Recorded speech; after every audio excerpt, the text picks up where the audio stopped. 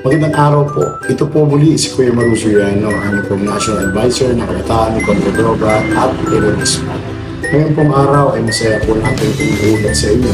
Kung nagsagawa po tayo ng outreach program dyan po sa Santol Street, Babuyan Island. Nakasama po natin ang ating pong ilang mga opisyalis ng pamahalang Luzon. Tulad po ni Consial Luigi Casimiro.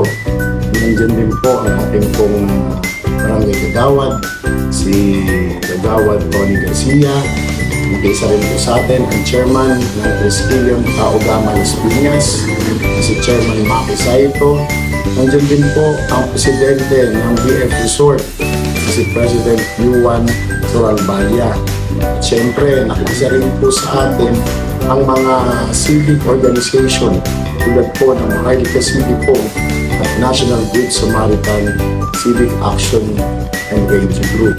At saka siyempre ang ating mahal na Konsehal Ruben Actos po ng donasyon ng Taogama. Nakapagpakain po tayo ng adobong manok at rice. Meron po tayo ng agarok. Meron din po tayo ng mga iba't ibang mga cash prizes na galing po kay President Toralbalia ng BF Resort. At inihikayat ko po ang mga kababayan natin na nais magkaroon ng outreach program sa kanilang lugar ay PM lang po kami. Maraming salamat po at kita-kits po tayo sa susunod na outreach program. Boss. Thanks po at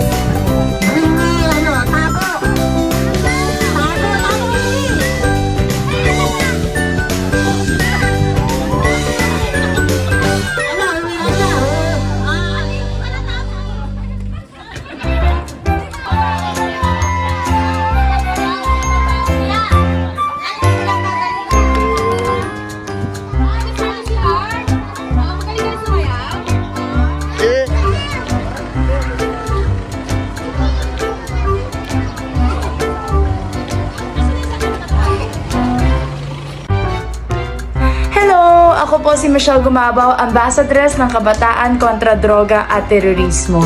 Inaanyayahan ko kayong lahat na makiisa sa KKDAT na may layunin na labanan ang mga mapagsamantala sa ating lipunan at matigil ang paggamit ng droga lalong-lalo na sa ating mga kabataan. Mahalin natin ang ating sarili, mahalin natin ang ating mga magulang at syempre, mahalin natin ang ating bansa. Pagbutihin natin ang ating pag-aaral para makamit natin ang ating mga pangarap. Sama-sama tayo sa pag-unlad ng ating bansa. Magtulungan tayo para sa magandang kinabukasan ng bawat isa.